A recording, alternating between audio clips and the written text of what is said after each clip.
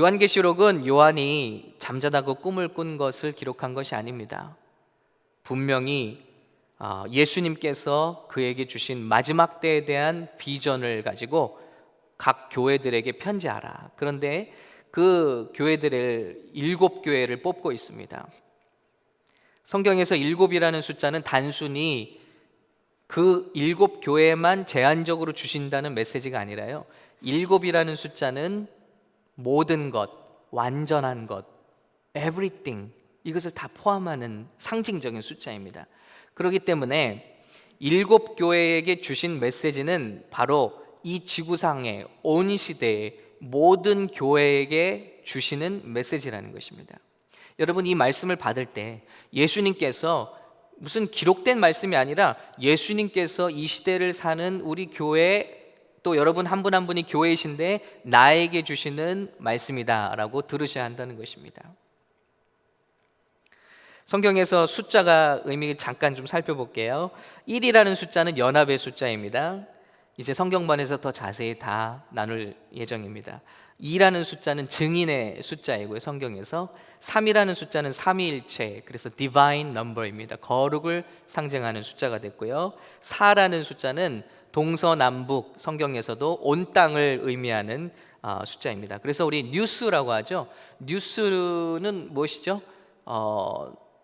NEWS, 네, North, East, West, South. 그래서 사방의 소식을 뉴스라고 하는 것이죠. 성경에서도 4가 온 땅을 뜻합니다.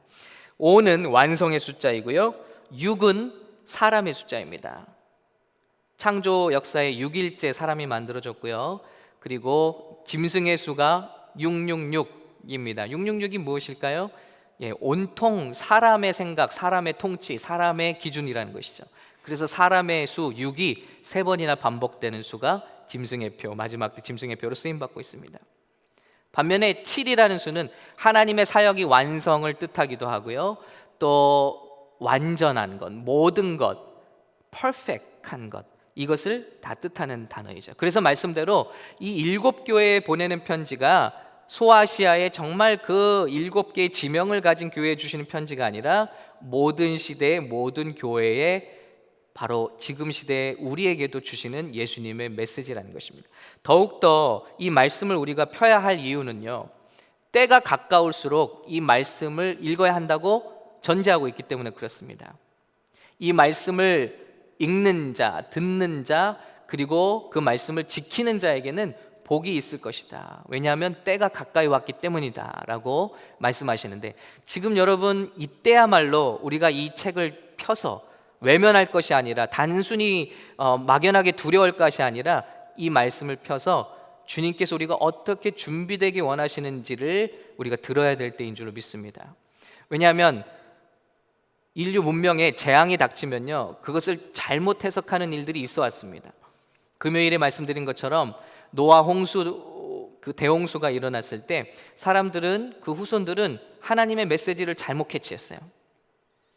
홍수가 난 이후에 사람들은 다시 바벨에 모여들었습니다. 그리고 그 시날 땅에서, 평지에서 이제 하늘에 닿는 탑을 쌓기 시작합니다. 왜 그랬죠? 바로 전 선조들이 대홍수에 의해서 전멸당했다는 것을 트라우마로 안고 있기 때문이죠. 그 두려움에서 하나님이 분명히 노아에게 말씀하셨습니다. 약속하셨습니다. 내가 다시는 물로는 이 세상을 심판하지 않을 것이다. 그런데 그 약속을 믿지 못하고 기억하지 못하고 모여서 탑을 쌓는 것이죠. 하늘에 오를 만큼 높은 탑을 쌓아서 우리가 죽음을 면하자는 겁니다. 흩어짐을 면하자는 겁니다.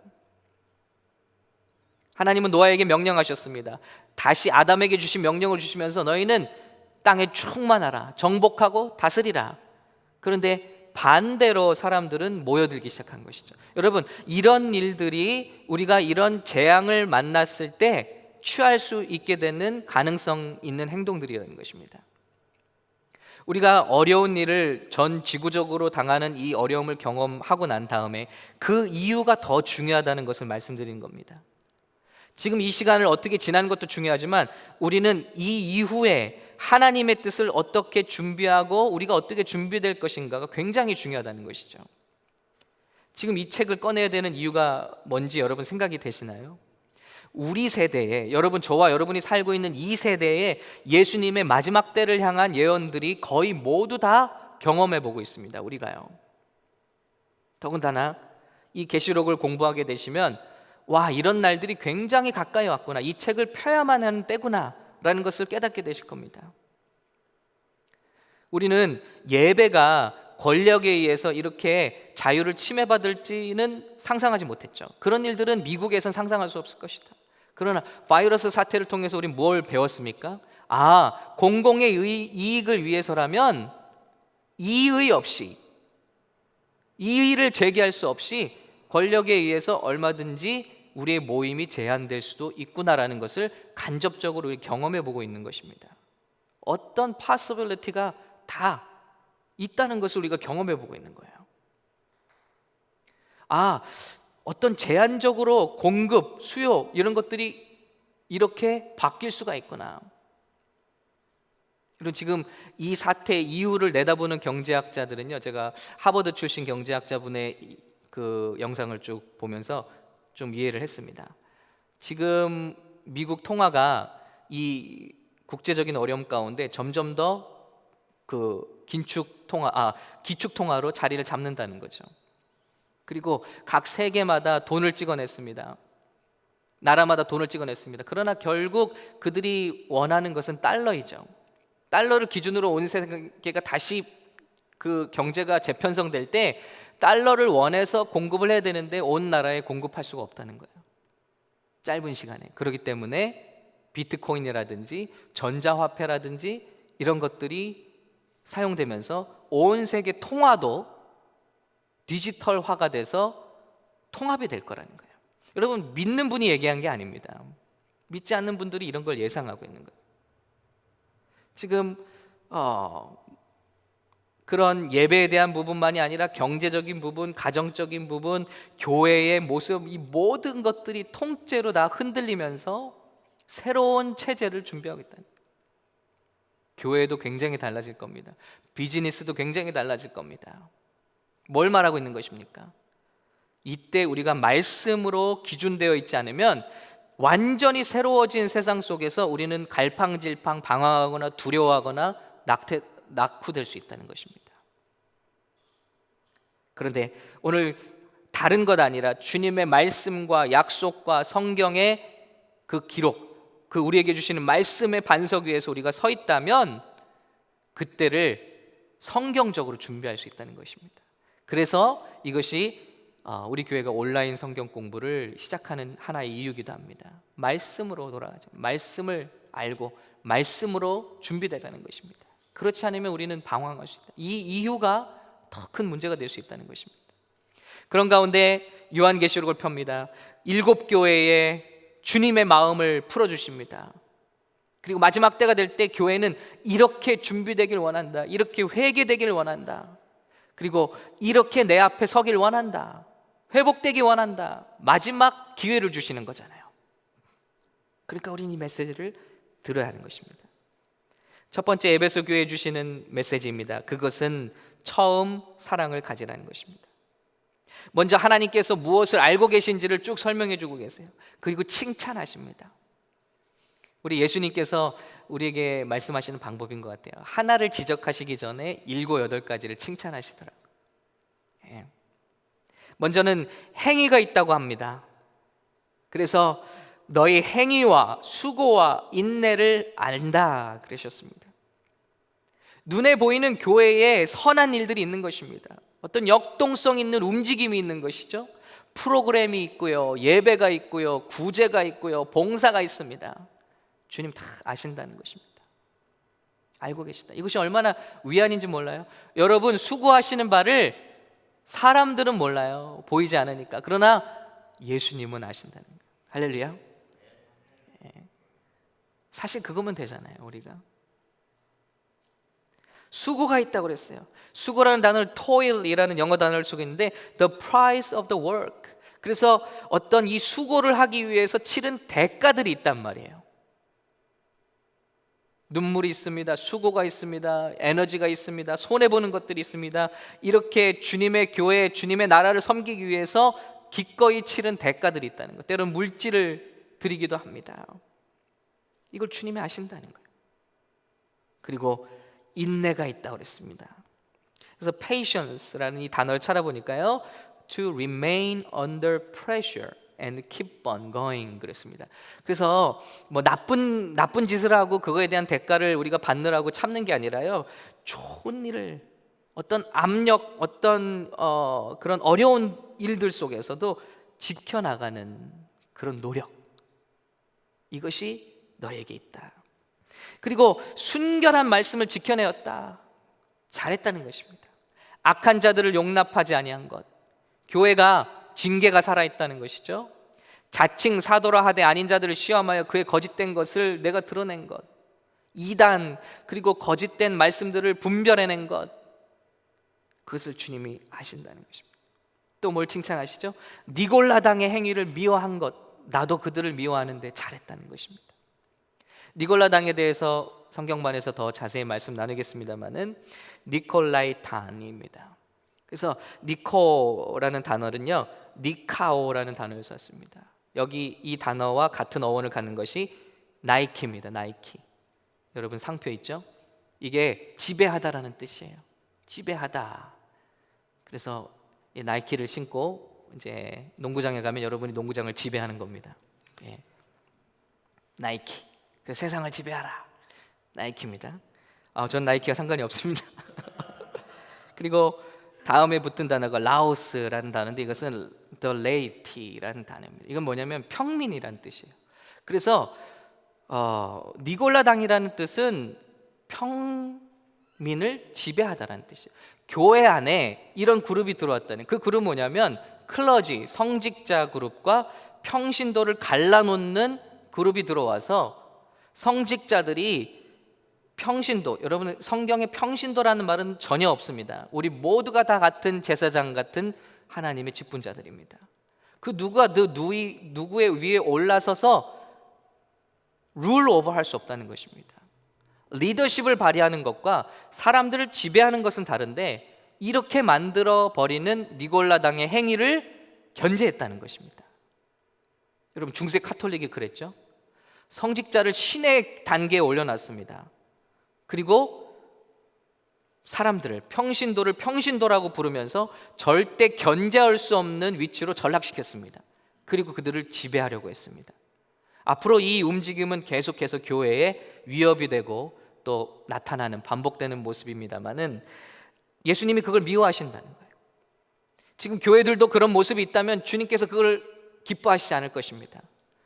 성직자와 평신도를 갈라놓는 이런 생각, 사고방식. 그래서 목사님은 거룩한 일 하시는, 아닙니다. 우리 모두가 다 거룩한 일에 부름받은 주님의 거룩한 종들인 줄로 믿습니다. 단지 하는 모습이 다른 거예요. 저는 말씀을 전하는 일로 풀타임이고요, 여러분은 삶에서 여러분 직장과 가정에 주신 그런 다른 모습으로 풀타임 사역자입니다. 우리는 모두 다 하나님의 풀타임 사역자들인 것입니다. 그런데 이것을 자꾸 가르고 자꾸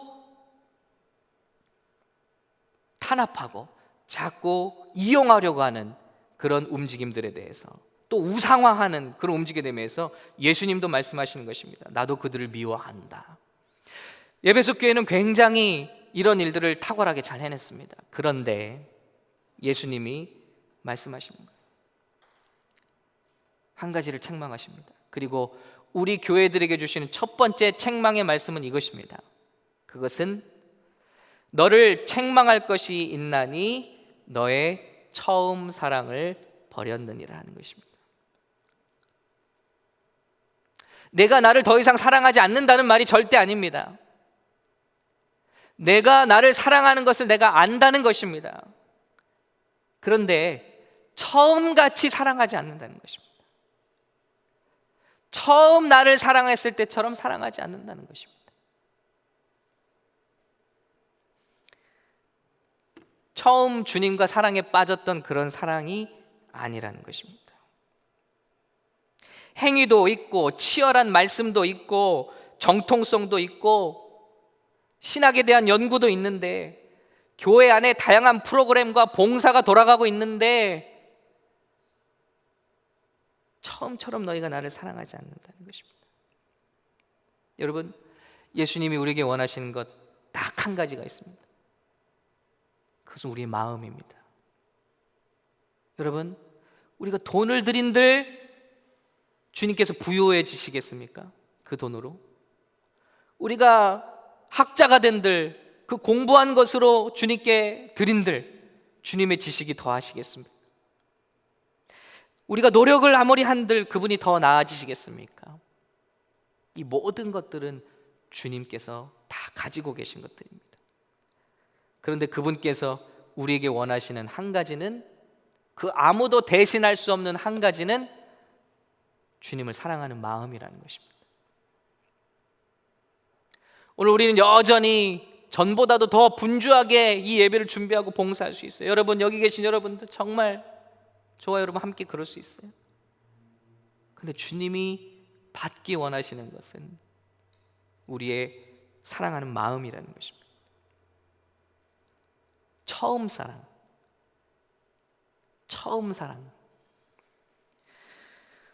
여러분, 이 사랑이면 모든 것이 치유되지 않을까요? 예배의 문제도 치유될까요? 여러분 주일입니다. 온라인 예배 들어오세요. 이 온라인 체제가 아니더라도 여러분 주일인데 교회 오세요. 아주 구걸을 합니다. 우리 리더들이. 그래야 예배 한번 들어오거나 예배할 수 있다면 여러분, 이건 주님 사랑하는 거 아닙니다. 아니잖아요. 우리가 누군가의 사랑에 빠졌을 때 어땠죠? 아침에 만나도 점심때 보고 싶고, 점심때 만나도 저녁 때 보고 싶고, 그렇게 만났어도 밤새 전화하고 싶고. 여러분 잘 모르세요? 네. 저는 연애할 때 그랬습니다. 제가 서울에서 학교를 다니고 청주에 아내가 있는데, 이렇게 내려가죠. 저는 학교에서 집으로 간 적보다 학교에서 청주로 내려간 적이 더 많은 것 같아요. 저는 집으로 안 가고 고속버스 터미널로 갔어요, 주로. 그래서 가고요.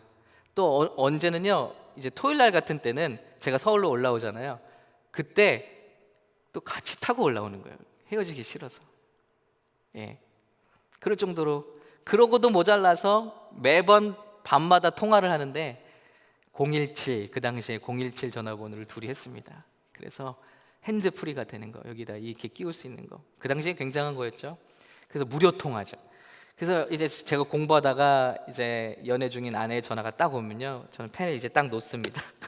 왜냐하면 할 수가 없어요. 한 4시간 보통 기본 통화.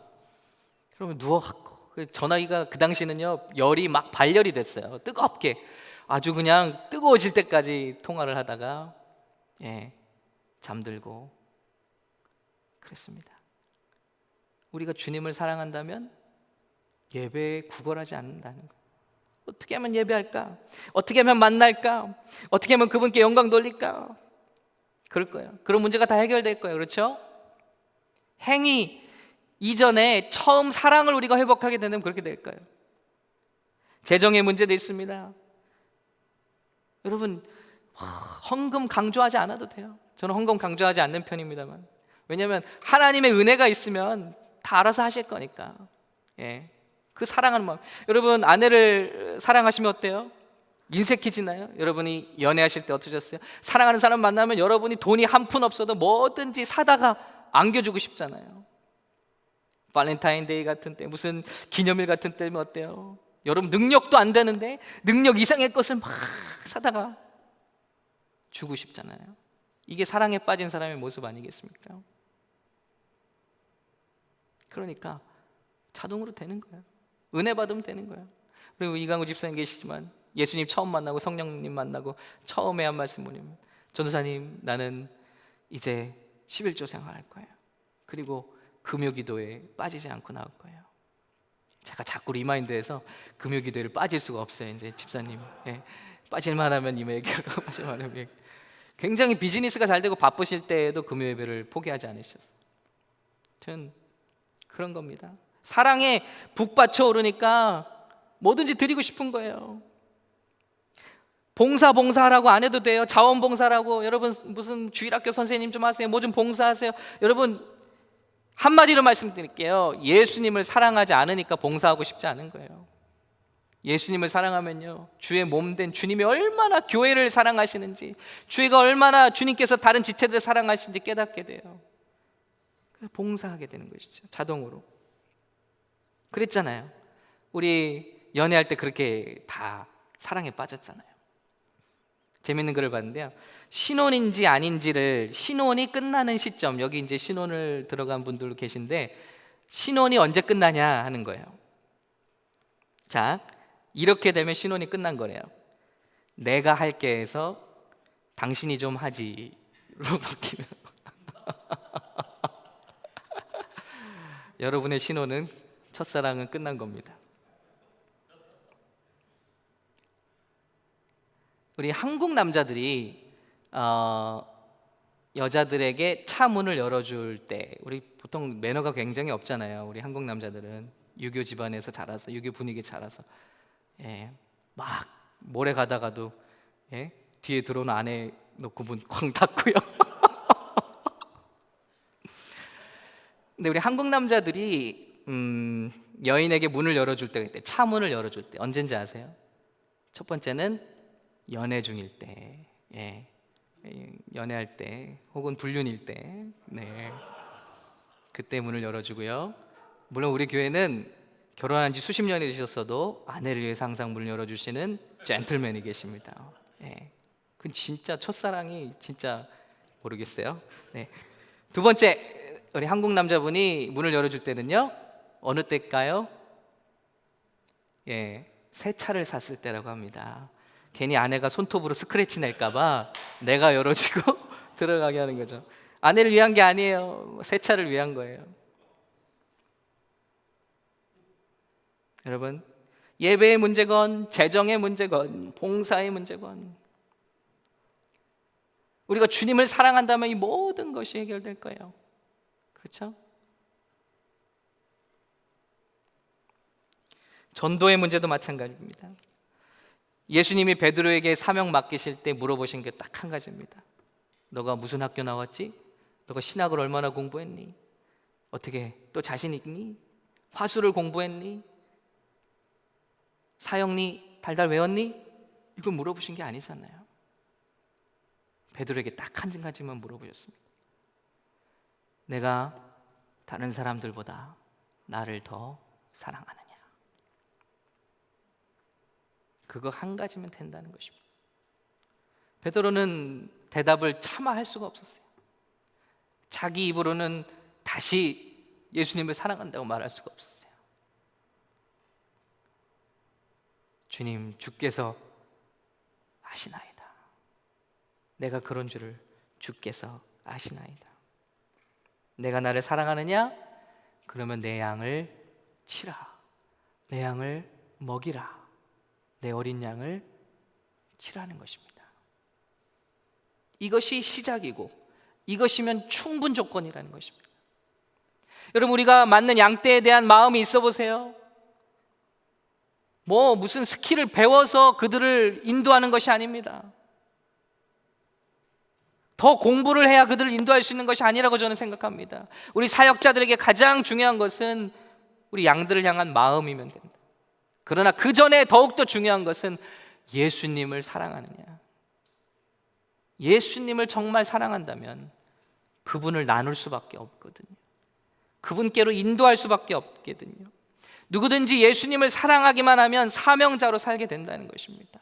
방법은 자기가 찾게 돼 있어요. 가르쳐주지 않아도 자기가 찾게 돼 있어요. 그러나 그것이 강력한 사역이요, 전도가 된다는 것입니다. 여러분, 모든 문제는 프로그램이 부족해서가 아닙니다. 리더십이 부족해서가 아닙니다. 상황적으로 부족해서, 재정이 부족해서가 아니고, 모든 문제는 우리가 더 이상 예수님을 처음처럼 사랑하지 않고 있다는 것입니다. 봉사하고 있지만, 직분자로 살고 있지만, 예배하고 있지만 그 예배 가운데서도 중심은 예수님을 사랑하고 있지 않다는 거예요. 예수님은 그거 한 가지를 원하신다는 거예요. 그래, 좋다. 너의 행위, 너의 말씀을 향한 노력, 열정, 구제, 봉사, 수고와 인내, 거룩한 노력. 그러나 이 모든 것을 다 하면서도 나를 사랑하진 않는구나. 처음처럼 사랑하진 않는구나.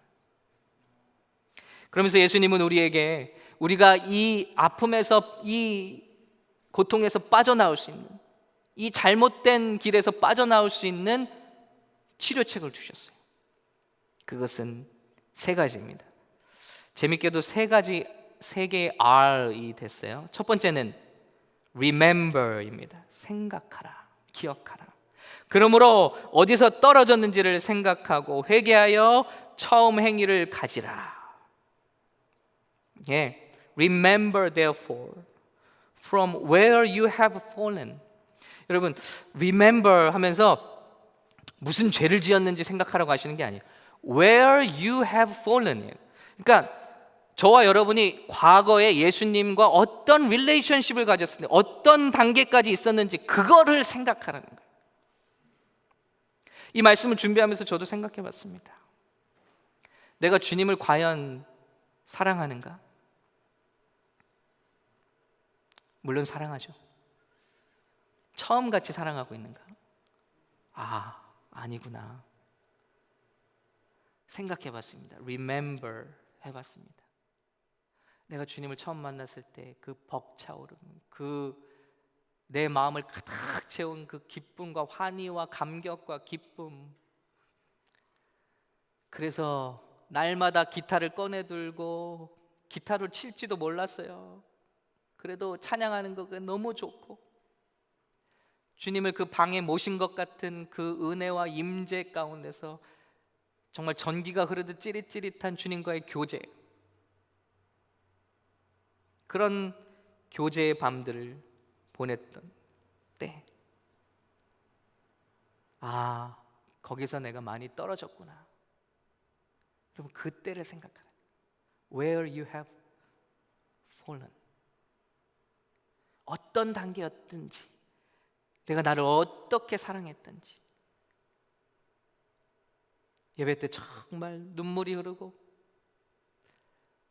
감격에 손이 올라가고, 어떻게 또 주님을 예배하는 날이, 또 함께 모여 예배하는 날이 올까? 내가 맡았던 주일학교 어린이들이 그렇게 사랑스럽고, 내가 맡았던 성가대의 그 자리가 너무 감사하고 감격되고, 예수님을 사랑했기 때문에 그때를 생각하라는 것입니다. 두 번째는 회개하라, repent. 두 번째 R이죠. 아니, 주님을 사랑하고 있는데 첫사랑같이 사랑하지 못하는 것도 회개해야 되나요? 예수님은 yes, 회개하라는 것입니다. 회개하여 처음 행위를 가지라는 것입니다. 여러분, 성경에서 가장 큰 율법이 뭔지 아시나요? 성경에서 가장 큰 법, 우리가 지켜야 될 법, 그것은 예수님이 마가복음 12장에서 말씀하셨습니다. 예수께서 대답하시되 첫째는 이것이니 이스라엘아 들으라. 주 곧 우리 하나님은 유일한 주시라. 내 마음을 다하고 목숨을 다하고 뜻을 다하고 힘을 다하여 주 너의 하나님을 사랑하라 하신 것이요. 세상에서 이 성경을 통틀어서 제일 크고 중요한 계명은 도둑질하지 말라가 아닙니다. 살인하지 말라가 아닙니다. 간음하지 말라가 아닙니다. 여러분, 제일 큰 계명은 너의 마음을 다하고 목숨을 다하고 뜻을 다하고 힘을 다하여 주 너의 하나님을 사랑하라. 여러분, 그럼 제가 한번 질문해 볼게요. 성경에서 가장 큰 죄는 뭘까요? 가장 큰 율법을 어긴 게 가장 큰 죄가 되겠죠. 그건 뭘까요? 우리가 이 모든 신앙의 모습은 가졌지만 예수님 말씀에 나오는 어리석은 다섯 처녀처럼 램프도 가지고 있고 신부로서의 가운도 걸치고 있고 모든 불림도 받고 있죠. 사람들에게. 저 사람은 그 놀라운 능력자에게 시집간 여자야. 그런데 그런데 주님을 사랑하지 않는다는 것입니다. 그리고 이것이 가장 큰 율법의 저촉이 되는 것이라는 것입니다. 그렇기 때문에 사랑이 없는 예배, 사랑이 없는 봉사는 하나님 앞에 끔찍한 죄가 되는 것입니다. 여러분, 이 말씀은 저에게도 해당되는 것입니다. 다시 한번, 사랑이 없는 예배, 사랑이 없는 봉사는 하나님 앞에 끔찍한 죄가 되는 것입니다.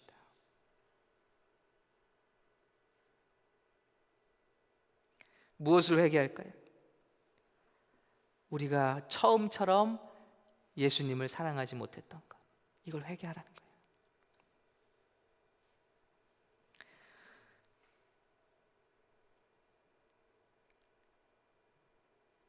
요한 1서에 말씀하십니다.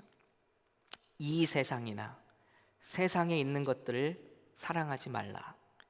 누구든지 세상을 사랑하면 아버지의 사랑이 그 안에 있지 아니하니. 이는 세상에 있는 모든 것이 육신의 정욕과 안목의 정욕과 이생의 자랑이니 다 아버지께로부터 온 것이 아니요 세상으로부터 온 것입니다. 예수님의 사랑이 우리 마음 가운데서 떠나가게 된 이유가 무엇입니까? 세상에 있는 것들을 향한 사랑이 계속 들어오게 되고, 그것은 육신의 정욕, 안목의 정욕, 이생의 자랑, 이런 것들이 우리 마음 가운데 예수님을 만나고 나서도, 거듭나고 나서도 계속해서 우리 마음 가운데 들어오면서 자연스럽게 아버지의 사랑이 우리 안으로부터 떠나갔다는 것입니다. 그렇기 때문에 이 세상을 사랑한 것을 회개해야 되는 것이죠. 예수님을 사랑하지 못한 것을 회개해야 하는 것이죠. 주님은 그것을 이 시대에 우리 교회들에게 촉구하고 계신 줄로 믿습니다. 지금까지 정말 많은 예배가 있었다. 그러나 과연 내가 나를 사랑하는? 예배는 지겹도록 많이 드려지고 있다는 것. 근데 주님께서 이 시대에 우리에게 원하시는 것은 내가 나를 사랑하는. 여러분, 이제는 여러분 골방에서 드리는 기도, 여러분 골방에서 드리는 찬양, 그것의 능력을 테스트하고 계시다. 내가 정말 나를 사랑하는. 여러분, 이 여기에 계신 분들께도 제가 권면드립니다. 이 예배를 준비하고 컴퓨터를 만지고 음향기기를 만지고 연주하는 여러분, 그 어떤 것보다 중요한 것은, 저와 여러분이 중요한 것은, 이 말씀을 전하는 저에게도 중요한 것은 그 무엇보다 예수님을 사랑하는 것입니다. 우리가 무슨 일을 하든 그 어떤 사역보다 귀중한 것은 저와 여러분이 예수님을 사랑하는 것입니다. 할렐루야. 그것에서 떠난 봉사는 끔찍한 죄일 수 있다는 것입니다. 그리고 세 번째로 우리에게 회복의 길을 말씀하십니다. 처음 행위를 가지라. Return 아니면 repeat이라고 할까요? 처음에 그 사랑, 처음에 그 순수하고 아주 열정적이고 에너제틱한, 패셔닛한 그 사랑, 처음 행위를 가지라는 것입니다. Choose to love Jesus. 능동적으로 이거를 가지라는 거예요. 그것을 회복하라는 것입니다. 그렇지 않는다면, 회개하지 않는다면 내가 내게 가서 내 촛대를 그 자리에서 옮기리라 경고하고 계신 것이죠. 그러나 이 사랑을 회복한 자들은 어떻습니까? 귀 있는 자는 성령이 교회들에게 하시는 말씀을 들을지어다. 이기는 그에게는 내가 하나님의 낙원에 있는 생명나무의 열매를 주어 먹게 하리라. 이제 우리 성경반에서 자세하게 이것이 무엇인지를 나누겠습니다만, 우리가 구원받는 것은요, 행위에 의해서 받는 게 아닙니다. 오늘 있는 말씀처럼 주님을 사랑하는 자들이 하나님의 낙원에 있는, 예전에는 금지되었던, 그러나 이제는 예수 그리스도를 통해서 먹고 마시게 되는 생명나무의 열매, 구원이 약속될 뿐만 아니라 그 나라에서의 풍성함이 우리에게 약속되어 있다는 것입니다. 여러분, 우리 사랑하는 우리 샘물교회 성도 여러분, 비록 이 땅에서의 삶은 굉장히 제한받고 어려움 가운데로 들어갔는지 모릅니다. 그러나 이 말씀을 통해서 이 바이러스 사태를 지나는 저와 여러분, 그 이유를 준비하는 저와 여러분이 이 말씀을 통해서 이 시기를 정말 정금같이 지나고 나와서 주님 앞에 정금같이 나오게 되시기를, 그리고 정말 아름다운 신부들로 주님 앞에 예비되시고 회복되시고 준비되시기를 예수님의 이름으로 축원합니다. 오늘 첫 번째 말씀입니다. 앞으로 6교회에 대한 말씀이 더 남아 있습니다. 그러면서 우리는 한 가지씩 버리게 될 것이고 회개하게 될 것이고 주님의 마음에 합한 그런 신부된 교회로 준비되게 될 줄로 믿습니다. 오늘 이제 주님 앞에 마음을 드리고 또 이제 예물을 드리고 또 오늘은 특별히 헌금송을 드리겠는데요. 오늘